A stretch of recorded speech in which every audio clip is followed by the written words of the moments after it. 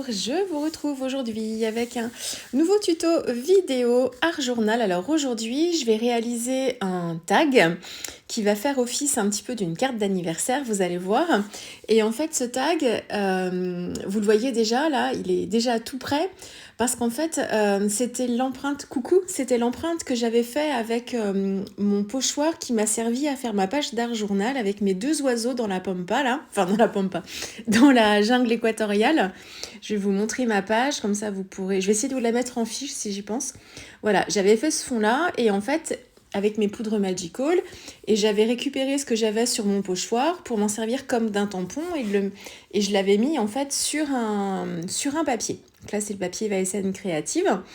Et donc ça m'a fait en fait la forme de mon pochoir en format carré et dans cette forme-là, j'ai fait deux tags. Donc il y en a un que j'ai travaillé hors caméra et puis je vais travailler celui-ci en me filmant. Donc voilà, donc c'est juste la récupération de mon fond et j'avais pas envie de travailler en fait une page rectangulaire comme ça avec un fond, voilà, mais par contre en format tag comme ça ou en marque-page, enfin peu importe, ça m'inspirait plus. Donc là, je vais travailler avec les oiseaux de Art by Marlène. C'est une planche de l'année dernière, je crois, où il y a plein de petits oiseaux rigolos que j'aime beaucoup, que j'ai déjà travaillé. Vous m'avez déjà vu travailler avec cet oiseau-là, d'ailleurs, en particulier. Il faudrait reprendre le fil de mes vidéos sur l'année dernière, mais c'était une page d'art journal dans mon carnet et c'était un fond très très coloré, plein de couleurs, un petit peu dans les teintes chaudes, ça tirait un peu vers le violet. Et j'avais un ou deux oiseaux comme ça avec des feuillages aussi. On n'était pas dans les mêmes couleurs. Donc voilà, donc c'est pour vous dire qu'il y a des planches de tampons en fait que j'utilise plusieurs fois et je vais pouvoir utiliser le même motif. Mais je vais le mettre en scène différemment en fonction de mon inspiration. Et voilà, donc ça me permet... Il y a des planches de tampons comme ça qui peuvent laisser... plein d'inspirations différentes et j'ai aucun souci à les réutiliser plusieurs fois. C'était des questions qu'on m'avait posées déjà ça. On m'avait demandé si je m'en servais qu'une seule fois de mes tampons ou si je pouvais les réutiliser. Donc pour beaucoup, je les réutilise. Alors là, je travaille avec les crayons aquarellables de Timols. Donc je vous ai fait une réa où je les ai travaillés un petit peu plus. C'est ma dernière réa d'art journal avec les deux grosses fleurs de Paper Artsy. Et là, je les travaille ici comme des crayons aquarellables. Donc la vidéo ici est assez accélérée, mais je vous ai fait une vidéo avec la mise en couleur aux Albrecht Dürer en temps réel. C'est exactement la même technique que j'utilise ici, c'est tout pareil, j'ai rien de plus à vous dire en termes de précision. C'est exactement la même chose. Et dans la vidéo dans ma page précédente d'art journal avec les deux grosses fleurs aussi de Paper Artsy, je vous parlais déjà de ces crayons aquarellables et je les utilise aussi de la même façon. Alors, je n'ai pas travaillé mon fond avec, mais là, pour la mise en couleur, en fait, c'est un petit peu comme pour les fleurs que j'avais travaillé avec. Voilà, c'est vraiment les mêmes techniques. Donc là, c'était la première fois que je m'en servais. J'ai pas fait les vidéos en ordre chrono. Donc, c'était ma première prise en main. Voilà, c'était vraiment mes tout premiers essais. Je dois travailler sur un papier Florence, il me semble. Oui, c'est celui qui m'a... Le même papier que pour mon fond, que pour mon tag. Qui a pas trop de grains. Il est plutôt... il est pas lisse non plus. Mais il est plutôt agréable à travailler justement avec les crayons comme ça en technique aquarellable parce qu'il marque pas trop, on griffe pas trop le papier, alors faut pas appuyer trop fort non plus, mais il marche plutôt bien. Et vous voyez là les couleurs vibrantes de ces crayons, ils sont vraiment... Alors j'ai choisi aussi des couleurs, des couleurs assez vives aussi. Hein. Dans la gamme de crayons, vous avez aussi des couleurs qui sont beaucoup plus douces. Là, j'ai choisi des couleurs pétantes et comme je fais des zones de transition où je vais mélanger en fait deux couleurs ensemble, notamment j'ai le orange ici, qui est un orange assez vif, que je vais mélanger avec le rose que j'ai choisi. Et du coup, le mélange des deux va me donner quelque chose avec une couleur assez vibrante. Et je travaille mon dégradé comme ça. Je l'ai tamponné 2 fois. Alors, c'est une question qu'on m'a posée il n'y a pas longtemps, ça, que c'était pour quelle vidéo? C'était pour la vidéo avec la mise en couleur en temps réel de ma petite poupette coréenne, je crois que c'était la poupette coréenne. On m'a demandé pourquoi est-ce que je travaillais en fait la tête à part et pourquoi je venais la recoller. Quel était l'intérêt de faire ça? Et effectivement, c'est quelque chose que vous percevez peut-être pas dans mes... là en plan 2D et peut-être pas sur les photos, mais ça me permet de travailler un jeu de volume en fait par le découpage, par l'ajout d'une épaisseur supplémentaire. Donc là, c'est ce que je fais aussi pour la tête. Alors, j'ai commencé à travailler le bec sur le premier tamponnage, mais en fait, je vais vous dire que c'était un test. Bon, c'était une erreur, hein, mais ça m'a permis de tester. Mais quelquefois, partie dans la lancée, j'oublie que j'ai la tête à travailler à part et l'autre motif de tampon à coloriser, là, plus pour le corps. Ça m'aura permis de tester un petit peu. Mais oui, pourquoi je fais ça? Alors, je le fais pas systématiquement, hein, mais ça me permet en fait de travailler les volumes et d'avoir en fait une tête qui vient un petit peu... qui sort un petit peu de l'image. Le simple fait de la découper et de la recoller par-dessus. Avec l'épaisseur du papier, même ici c'est un papier 300 grammes que j'utilise, le papier Florence en smooth white watercolor, vous avez deux versions, il y a un 200 grammes et un 300 grammes. Ici, c'est le 300 grammes, donc c'est quand même un papier relativement épais. Et le simple fait de découper la tête comme ça et de la recoller comme ça sans rien d'autre, hein, juste de la colle, et de la recoller sur le motif en fait de tampon, ça me permet d'avoir une épaisseur en plus et d'avoir un effet de volume sur la tête, de donner un petit côté comme ça, un petit côté en volume. Je l'avais fait aussi pour le challenge des poupettes il y a 2 ans et où j'avais échangé les têtes, je crois en plus, j'avais dû faire ça et il me semble que j'avais mis de la mousse 3D. Alors ça m'arrive aussi de les mettre encore plus en effet 3D, c'est-à-dire que je vais mettre soit de la mousse 3D ou alors des morceaux de carton que je vais mettre en dessous pour la faire rehausser et se détacher un petit peu de mon fond de page et ça permet encore de créer du volume, hein, tout simplement. C'est aussi bête que ça, mais vous le voyez peut-être pas sur les photos à la fin. Mais quand on regarde la réa, en fait, et quand on la bouge un peu, on se rend compte de cet effet-là. Donc voilà pourquoi je fais ça. Mais je vous le redis, je le fais pas systématiquement. Et puis ça dépend comment j'ai envie de travailler aussi. Voilà, j'aime bien changer. C'est pour ça aussi que j'aime bien changer de médium aussi. Vous me voyez souvent. Alors c'est l'avantage d'en avoir plusieurs à ma disposition aussi, bien sûr. Hein. Mais j'aime bien passer d'un crayon aquarellable Albrecht Dürer à des crayons comme ça qui s'utilisent de la même façon, mais ce sera pas la même texture quand je vais les crayonner. C'est pas la même prise en main non plus. Les couleurs sont différentes, même si le travail, la technique est à peu près la même. Après, je vais travailler avec mes aquarelles pour revenir à un travail plus classique pour moi, entre guillemets, parce que c'est le médium que j'utilise le plus et avec lequel je suis le plus à l'aise. Et mes fonds, c'est pareil, je vais les travailler vraiment de façon différente. J'aime pas faire 2 fois la même chose. Et du coup, c'est pour ça que j'aime bien changer. Voilà. Après, quand on débute, si vous débutez l'art journal et que vous avez peu de matériel, il n'y a pas besoin d'avoir autant de choses. Vous avez des produits qui ont des résultats à peu près similaires. Hein. Donc après, forcément, moi, je scrape depuis, je vous dis, 15 ans, plus de 15 ans maintenant. Je fais de l'aquarelle depuis 6 ans à peu près.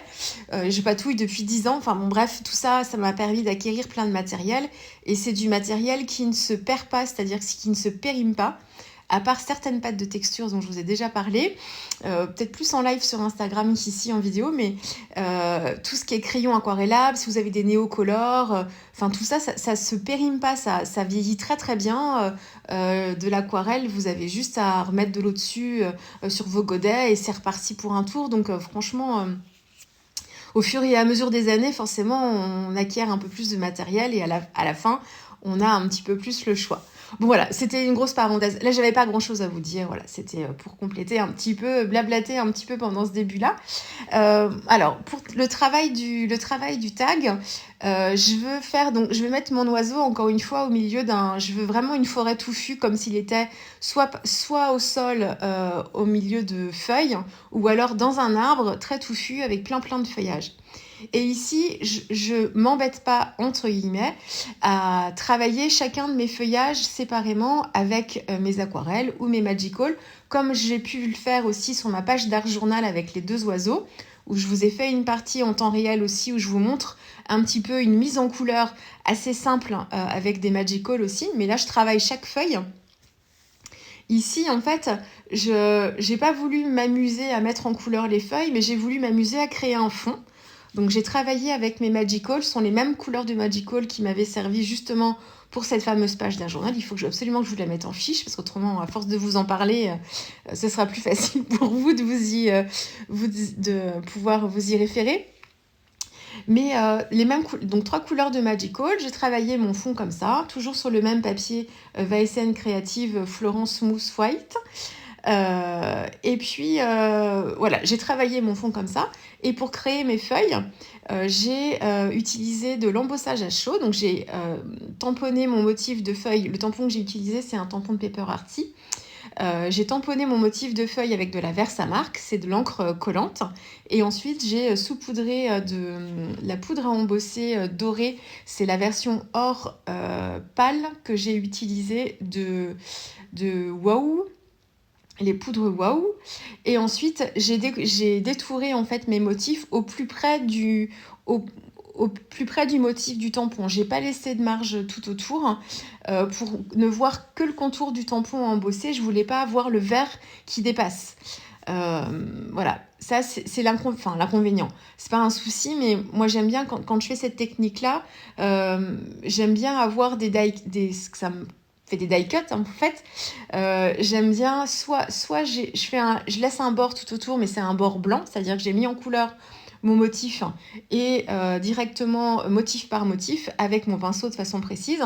Et ensuite, si je détourne mon motif, je peux laisser un contour tout autour, mais je préfère si je fais ça, il faut qu'il soit blanc. Ou alors, j'en laisse pas non plus, d'ailleurs. C'est très rare quand j'en laisse des contours, mais voilà, je fais comme ça. Et sinon, quand je travaille sur un fond qui est déjà coloré et que je fais des tamponnages comme ça dessus, eh bien, c'est à l'inverse. J'aime pas du tout avoir la marge. Je veux pas qu'on ait l'impression que j'ai travaillé un fond, que j'ai fait mes tamponnages après. Je veux qu'on ait l'impression que j'ai mis en couleur mes feuilles comme ça. Donc, je laisse pas du tout de marge et j'essaye d'être le plus précise possible. Ça encore, je vous parle je vous le dis souvent, hein, mais je vous parle de ma façon de faire, de comment je ressens le truc. Mais c'est pas pour autant que si vous aimez bien quand vous avez une marge tout autour et que votre marge est en couleur, il n'y a pas de mauvaise façon de faire, hein, pas du tout. Hein. Moi, je vous explique juste un petit peu comment je ressens le truc quand je fais mes réas, mais voilà, bien sûr. Il y a pas de bonne ou de mauvaise façon. La mienne n'est pas meilleure, n'est pas mauvaise non plus. Enfin voilà, bref. C'est toujours important de le redire, ça. Donc voilà, donc je m'en suis fait plusieurs comme ça. Et puis ensuite, je les ai donc détourés et j'ai essayé de travailler. Donc en fait, je voulais pas masquer complètement mon tag parce que là, vous voyez, j'ai une grande partie quand même qui est assez cachée de mon fond de tag. Mais je voulais quand même un tapis de feuilles comme ça. Donc je me suis pas empêchée. C'est-à-dire que je me suis pas dit, bah mince, c'est dommage, je vais mettre mes feuilles comme ça, mais du coup, on voit moins mon motif de pochoir en fait dans le fond. Et ben, c'est pas grave. Si mon inspiration m'emmène à devoir cacher comme ça des motifs de mon tag, et ben tant pis. C'est comme ça que je le ressens. Donc tant pis si voilà, il y a une partie de mon travail de fond qui est un peu camouflée, enfin même beaucoup d'ailleurs là. Si je trouve que l'harmonie, elle se fait comme ça, et puis souvent, quand je commence à partir sur une idée, je fais rarement machine arrière, ça peut m'arriver, mais souvent, voilà, c'est un peu comme le train enfin, voilà, la machine qui avance, une fois qu'elle est lancée, c'est pas qu'on a du mal à l'arrêter, mais c'est très rare quand je fais machine arrière. Donc là, j'avais dans l'idée de faire un tapis de feuilles comme ça sur la partie gauche et de mettre mon oiseau à l'intérieur. Donc voilà, tant pis pour le motif du pochoir dans le bas, on ne le voit pas, c'est pas grave. J'ai pas fait de contour noir tout autour de mes détourages. Là, vous le voyez, on voit le blanc. Là, à ce moment-là, j'en ressentais pas le besoin parce que j'ai un motif qui est très très vert. Et surtout, je fais le contour, enfin le contour, c'est pas le contour, hein, je marque en fait la tranche de mon papier avec un feutre. Je ressens le besoin de le faire quand je fais des tamponnages avec de l'encre noire. C'est-à-dire, j'ai tamponné là j'aurais pu faire mes feuillages j'ai une autre version de ce tag que je vous mettrai en photo en fait sur Instagram, où j'ai tamponné à la Versafine noire. Et bien là, j'ai découpé au ras du tampon et j'aurais tendance à faire la tranche de mes feuillages avec du noir pour qu'on n'ait pas de démarcation entre le trait noir de mon tampon et en fait ce qui vient juste derrière en fait, avec la tranche de mon papier. Alors que là, je suis sur de l'embossage. Il aurait fallu à la limite que si j'avais voulu travailler la tranche de mes papiers, enfin de mes découpes, il aurait fallu que j'utilise un crayon couleur dorée qui soit du même doré à peu près que ma poudre à embosser par exemple. Donc comme ça, si je dois bien avoir un crayon doré qui doit s'en rapprocher, mais j'ai pas eu envie de faire ça, donc j'ai préféré laisser la tranche blanche, mais je l'aurais pas faite en noir spécialement, parce que en plus j'ai un fond plutôt clair et voilà, je voulais pas rajouter trop de détails noirs sur mes feuillages, je les trouvais plutôt bien comme ça. Et c'est surtout parce que j'ai pas tamponné à la Versafine clair noir. Ça, c'est si j'essaye de comprendre pourquoi je le fais. Quand je le fais, je réfléchis pas à ça, hein. C'est instinctif. Et après, quand je filme, enfin quand je monte ma voix sur la vidéo, j'essaye d'expliquer au fur et à mesure pourquoi je le fais. Et donc voilà, j'essaye de trouver des explications. Et en y réfléchissant, c'est l'explication qui me vient. Mais quand je travaille là mon tag, je réfléchis pas à ça. Je laisse aller la création et puis après, je décrypte. Et de décrypter, pour moi, ça me nourrit beaucoup aussi. Alors ça vous sert à vous, mais moi aussi, ça me permet de mieux comprendre en fait ma pratique et d'évoluer aussi. Donc c'est donnant-donnant et c'est aussi très très formateur pour moi que d'expliquer un petit peu ce que je fais instinctivement, d'essayer de comprendre pourquoi je le fais comme ça.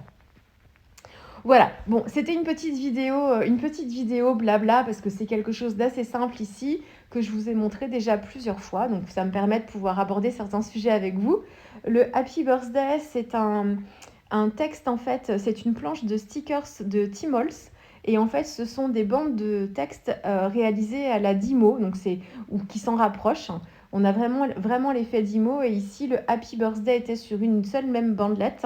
Je l'ai recollé sur un papier blanc pour avoir un petit peu plus de maintien et j'ai coupé en fait le mot parce que je trouvais trop long en fait, donc je l'ai mis le happy, le birthday l'un sous l'autre pour que ça se fonde mieux sur mon tag.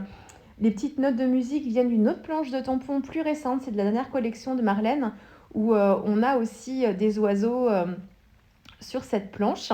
J'ai pris que les notes de musique et j'ai rajouté un petit nœud, en fait, un petit ruban avec un rose un peu flashouille. Parce que la personne à qui j'offrais ce tag, qui se reconnaîtra, adore les couleurs fluo. Et là, je pense que quand je vous dis ça, vous avez un indice sur la personne à qui j'ai offert ce tag. Et voilà, je voulais un petit rappel de rose flashouille comme ça, un petit clin d'œil. Et j'ai fait des gouttes de Posca noir aussi pour apporter un petit peu de contraste et travailler un tout petit peu plus le bas de mon tag. Voilà. J'ai pas fait de cadre, de contour tout autour avec un Posca. J'ai hésité à le faire et j'ai pas eu envie de charger plus que ça. Donc voilà. Bon, il est resté comme ça. Voilà pour ce petit tag, donc n'hésitez pas à travailler vos fonds. Si vous avez des fonds sur des feuilles volantes et que vous ne savez pas trop quoi en faire, n'hésitez pas à en faire des formats beaucoup plus petits. Des formats de marque-page, des cartes 10-15, des tags, des ATC, des polas aussi, ça fonctionne très très bien. Et vous allez voir que sur un petit format, vous allez peut-être être un petit peu plus à l'aise à travailler que sur un grand format. Voilà, je vous laisse avec la dernière photo. Et puis, nous, on se retrouve très vite avec une prochaine vidéo. Au revoir.